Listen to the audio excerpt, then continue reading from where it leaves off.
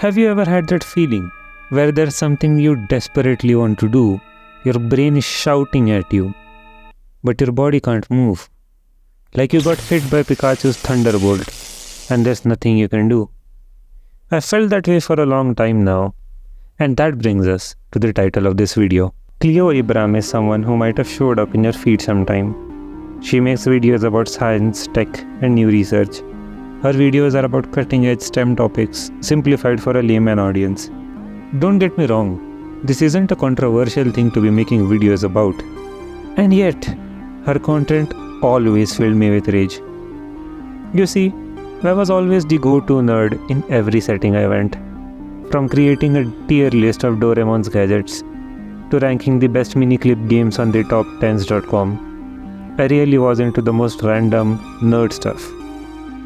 I remember spending my time watching videos about black holes, Hawking's radiation theory, or antimatter on YouTube, when I really should have studied for my engineering entrance exams. But time passed, and I moved on. I moved on to simpler pleasures, playing CSGO with my friends, or dissing cringe TikTok content with them on Discord, or just simply endlessly scrolling Instagram. I got lost, and it was peaceful. That was until she showed up on my feed.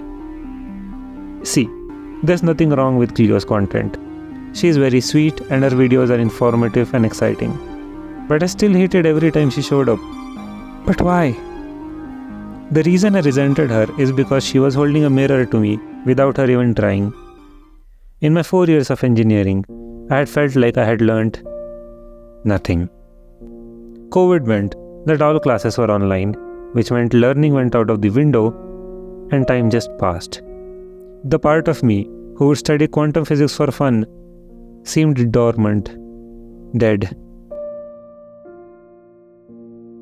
This in of itself would be fine. Change is inevitable and change I can accept. But there was something more. You see, being the class nerd means being the go-to for any and all information. You have people coming to you with the most obscure questions, and you love it when you know the answers, when no one really expected it. It made me felt included and valued. And sharing my knowledge was just as important as acquiring it. For what good is knowing something when you can't even settle a bet with it? I wanted to be like Tom Scott, sharing my unique tidbits of knowledge with the world. Things you might not know and places you have not seen. I wanted to be included and valued by everyone. And here I was, staring at someone who was everything I wanted to be. Reading up about the forefront of science and sharing with the world was something that I wanted to do. But I didn't, and I resented myself for it.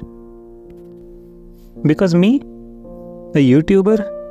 Like, talking to a camera? Huh? The leap just seemed too big.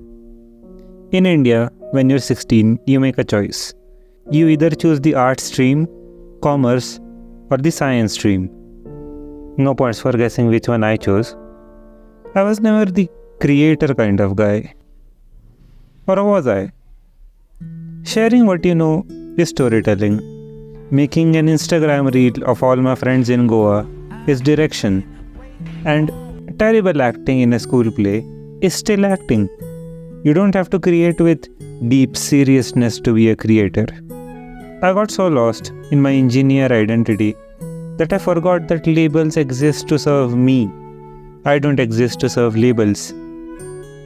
I've been reading The Creative Act by Rick Rubin, where he talks about the idea that there are rhythms to artistry, and these rhythms are not set by us.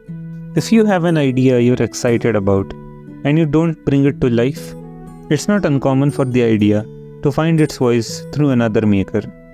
This isn't because the other artist stole your idea, but because the idea's time has come. In this great unfolding, ideas and thoughts, themes and songs, and other works of art exist in the ether and ripen on schedule, ready to find expression in the physical world. Cleo didn't steal any of my ideas, but I resented her as if she did.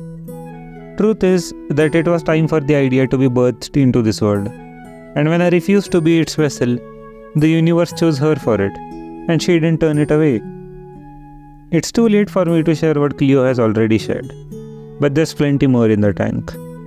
I can't go back and be a vessel for ideas I've already rejected, but I can accept new ones with open arms. So, hi everyone, I'm Shaunak. I'm an engineer and now a YouTuber. And to my 3 friends who are watching this, you're in for a ride.